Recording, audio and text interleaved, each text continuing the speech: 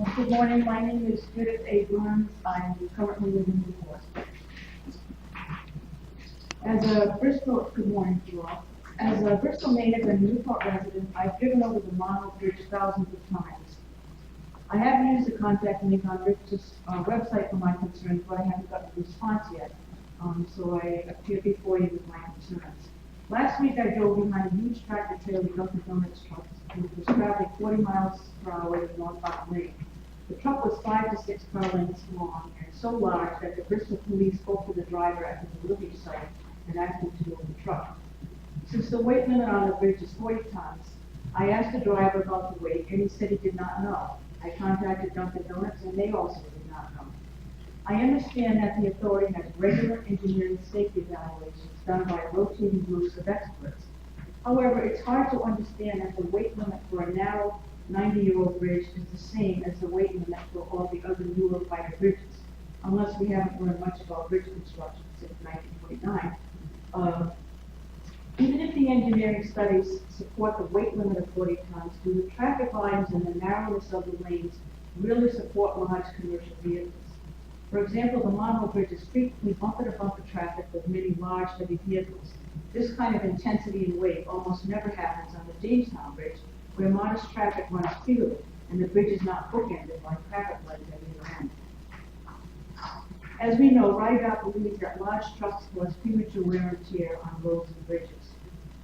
Since it is so difficult to conduct repairs on the Monmouth Bridge, hence the virtual monitoring tool, why not restrict vehicles which are known to accelerate wear and tear and result in almost constant maintenance?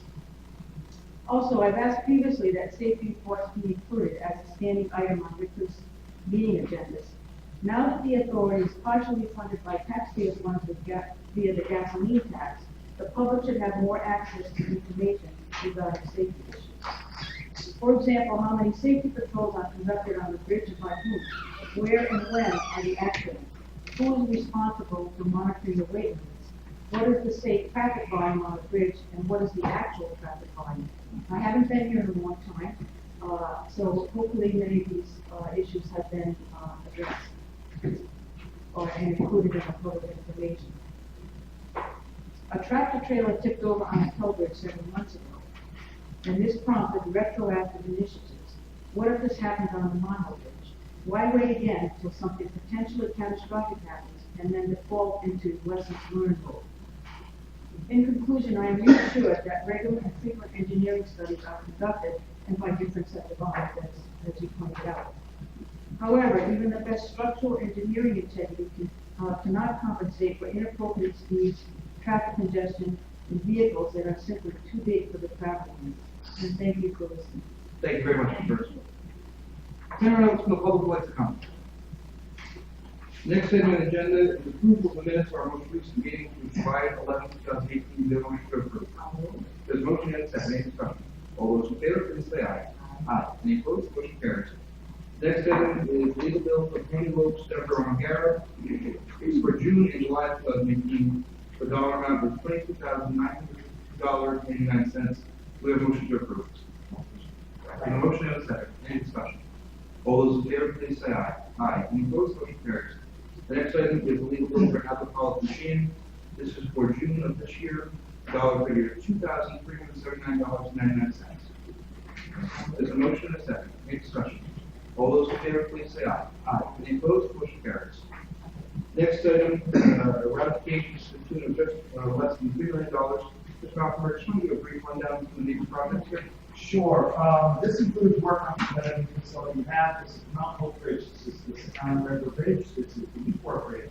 This is Route 138 through Jamestown. This is the new parking lot that we're doing here. This is work on Jamestown Bridge and finishing up our new garage facility.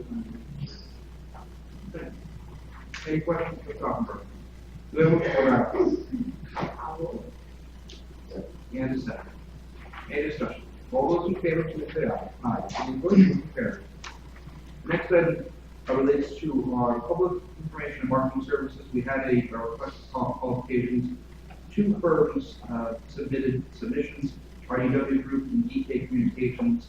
It is the staff's recommendation that we award a 2-year contract to the incumbent as RDW with 2 optional 1-year extensions, but also qualify DK Communications for any work that we may need down the road.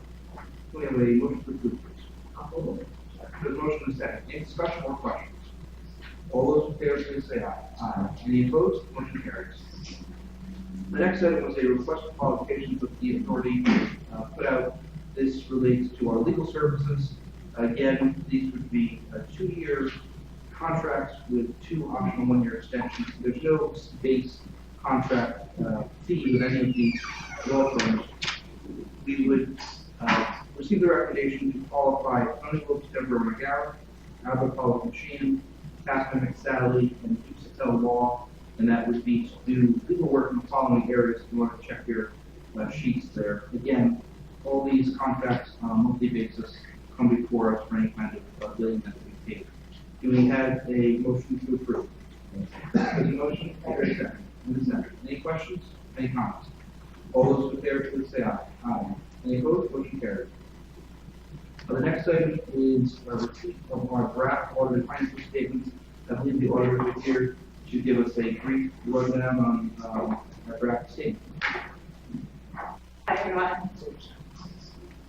My name is Erica Lowry, and I'm a director at Markham. You guys all have a presentation in front of you, and you should have gotten a draft of the actual financial statements in your pack. I think it's in your package, but so Maggie has my card. If any of you have questions, we're going to go through it quickly.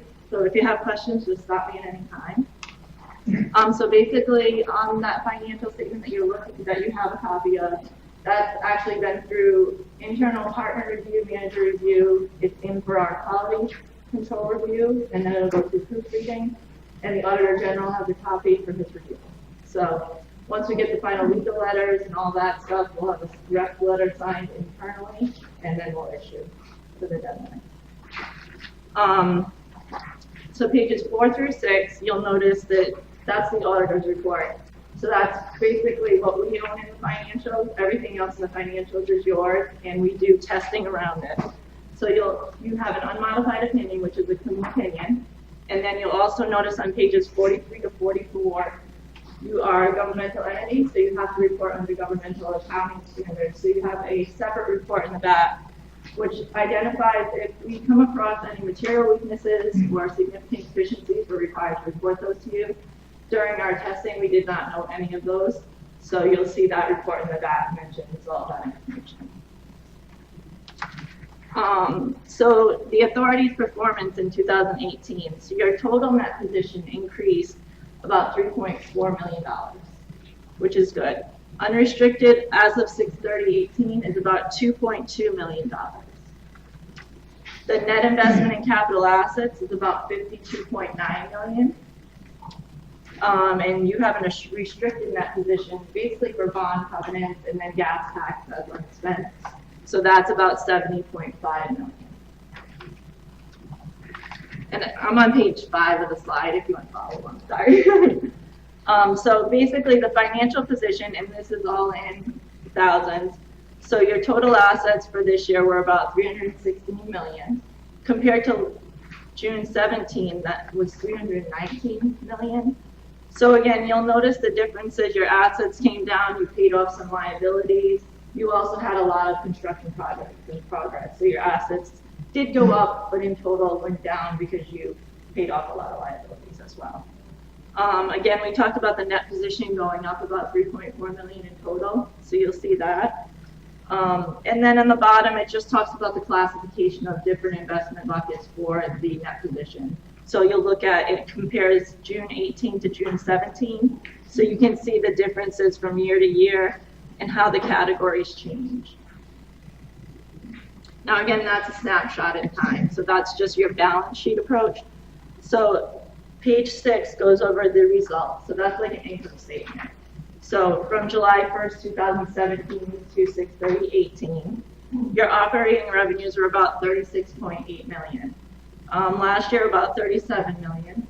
So again, there was a decrease. You didn't have a grant. You spent the rest of it this year. You didn't have as much grant revenue. Also, the toll revenues did come down a little Your operating expenses are up about 2.4 million. So you know, the biggest part of that is, there was about 1.7 million in lead remediation costs, and your salaries went up a little bit. Other costs fluctuated with different things. Your operating income was down about 2.6 million. Again, non-operating expenses, pretty consistent. That includes like interest expense and amortization of bond premiums and things like that. And then again, the change in net position. Last year you had 5.6 million. This year still an increase, but a little lower. It was about 3.4. So page 7 goes over, it's good to know where you stand cash flow wise. So your cash flow analysis, last year you had net cash provided by operating was about 27.9 million. This year it's about 24.5 million. So down a little, again, with the decrease in revenues, increase in a little operating expenses, there was a lot of cash that went out. You paid off liabilities and things like that. You also can see net cash used in capital. Again, all your construction projects, so you see a lot more used this year. So that's a good thing because you want to invest in the bridges and things. And then again, investing pretty consistent from year to year. Page 8. So basically, we're required to talk to you guys. Those charged with governance. So we need to go over just certain requirements of communication. And then I like to tell everyone about the new gas fees coming down the pipe. No, okay. And again, there were no past adjustments. Every adjustment that was found was booked in financial statements. So we would have to tell you if there are any past adjustments. We don't have any recommendations of internal control to implement.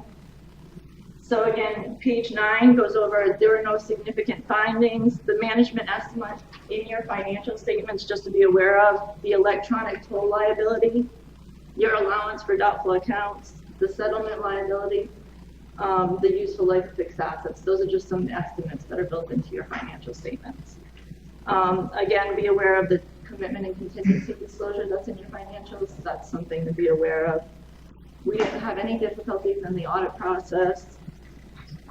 We talked about all the adjustments being made. No disagreements with management. Again, the rep letter will get signed once all the reviews are done. No other audit findings to note. And just so you know, there is some required supplementary information in there, which is the MD&A. So again, that's management's discussion of what happened during the year. We tie out the numbers, we don't give an opinion on that. And then the supplementary information, we provide an opinion in that. That's fairly stated. And page 11 is your GASBs for reference. And if there's any questions. Any questions from the floor? So we're in good shape, if we're trying to say this. Yes. Perfect. That is great to hear. Any other questions, any discussion? Thank you very much. Okay. I think that I've served in this board for too long at this point, but I've seen issues with our audit and auditors and audit staff and everything else. And it's nice now for her staff and the finance area, we're really getting things right and stabilizing our financial situation. Not that we've been in financial dire straits with that, we don't always know necessarily how much money we had. So I think we are in a really great position. I want to thank the staff for that, and the staff from marketing for reaffirming that. Any other discussion? We're going to take a vote to accept the draft on the statement. We just have that motion. There's a motion and a second. Motion is second. Any discussion? All those in favor, please say aye. Aye. Any opposed? Motion carries. The next item relates to a proposal by CDM Smith. This is to work on our dipper merge techniques, which I assume would be on the Newport Celebration. Could you just have a brief discussion on that, please? Okay, as everybody remembers, last year we made that rehabilitation project. We had a lot of traffic. Part of the problem with traffic is a lot of people don't know how to merge. There is a technique out there called zipper merge. We did a demonstration on that last time. It worked, so now we would like to fully implement that. We're going to work with DOT. We've had meetings with them. They explore this as well. So we're going to work with CDM over the winter to look at putting that program together. So when we start in the spring, we'll be ready to go. Ancillary to that, we've had a lot of construction out on the bridge for the last 5 to 6 months. Speeding is an incredible problem, and we've actually had an increase in accidents on the bridge. So at the same time, we're going to be working on a speed enforcement and education program to educate people about the construction we're doing on the bridges and how dangerous it is for our workers, but at the same time also trying to enforce the speed limit, which on the Newport Bridge is 40 miles an hour, and I can't find anybody who's got 40 miles an hour. So we really need to push that up. So that's what this is. And, that the zipper technique, is that actually using the median barrier? No, it's not just a median barrier. What it is we want both lanes of traffic to stay in their lane until they get to the The problem with merges right now is you'll have 10 to 15 different people trying to merge into lanes at various times. And then other people get upset if somebody's going by them, so they want to take up both lanes. So you end up extending 2, 3, 4 times as long the traffic, whereas if you had an orderly process. The tricky part about zipper merge, it only works when you have heavy traffic. So traffic has to be going slow for this to work. So this program will put that together, so when it's heavy traffic, we can avoid it, when the traffic's not as bad, we can. Any questions? Do we have a motion to approve this project with CDM? There's a motion, and a second, any discussion? All those in favor, please say aye. Aye. Any opposed, motion carries. The next proposal is a resolution by WSP related to non-destructive food testing. We're going to get a motion before us and get an explanation from Mr. Officer. So there's a motion is second. Eric. Certainly. We're going through our routine biannual inspection of the Newport Bridge right now, and it's time for us to look at some of the specific components. So the pin and bolt testing, our consultant will go up there, and there's a number of link pins and compression pins and block nuts and everything on the bridge. This is going to have them bring in tools to specifically test those components. So they always look at them when they do an inspection. This time they're actually going to do the testing, and that's specific. Any questions or comments? All those in favor, please say aye. Aye. Any opposed, motion carries. The next item relates to, again, a proposal from WSP. This is a full evaluation of the bridge deck. This is the Newport Pell Bridge. The not-to-exceed figure is $626,000. Is there a motion to approve? There's a motion and a second. Mr. Zuckerberg? Certainly, this is going to be a little bit different than the last time we did it. This is going to look at the entire bridge and come up with the timing for the entire deck project. We're finishing the suspended cable inspection right now, so once we get those results, that'll go into this. We're also going to do some exploratory work on the entire deck. We're going to do some electric scanning to figure out the deterioration. So we'll know after this project is done what we're going to do in the spring, what we're going to do in the fall, but we'll also know the duration of the rest of the deck we have in the entire. Any questions? Any comments? All those in favor of the motion, please say aye. Aye. Any opposed, motion carries. The next item is the NWSP. This relates to Newport Pell Bridge. The contract with Etna Bridge for on-call repair work expires in this calendar year. I believe this would create a process and a bid for the next contract for construction work. The motion approved. There's a motion second. Any discussion, questions? All those in favor, please say aye. Aye. Any opposed, motion carries. The next item relates to the San Hope Bridge. They're on call. Now, who has the current on-call repair contract? Okay. We need to make sure on all these cover documents that all the information in the narrative are going forward. So we have Mount Hope Bridge. The contract expires November 18th. This is for the Lewis Berger Group to complete a design and bid preparation, which will also encompass the Secana River Bridge. Do we have a motion to approve? There's a motion to second. Any discussion? All those in favor, please say aye. Aye. Any opposed, motion carries. This is for the, again, Mount Hope deck and concrete repairs. This contract with, who's this contract with? Etna Bridge. Okay. This contract expired last November. The funding is after it follows through, and this is to get us through to the spring of 2019. Any discussion? We have a motion. Motion and a second. Any discussion or questions? All those in favor, please say aye. Aye. Any opposed, motion carries. This relates to reciprocity with the state of Massachusetts. So, please explain this, please. Sure. This is the Brown Turnpike Bridge Authority has entered into an agreement with Massachusetts to reciprocity so that we can put non-renewals on Massachusetts, people who travel our roadways and vice versa. It's the first agreement that we signed, and it just gives us one more tool to ensure that people are paying their tolls. And when you say non-renewal, you mean non-renewal of their car registration? Yes. And license. Do you have any questions, Mr. O'Connor? We have a motion to approve this reciprocity agreement. So, this motion is there a second? The motion is second. Any discussion? Those in favor, please say aye. Aye. Any opposed? Motion carries. Mr. Carl, Very quickly, we'll be going out, probably, in the next couple of weeks for a customer service survey, first one in my history.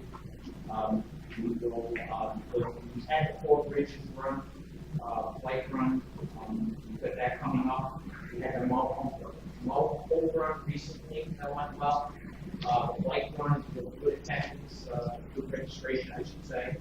I just want to bring your attention very quickly, this ordering on museum is going to be quite an effort. It's going to come to 19, in October of 19, and I'll keep you posted.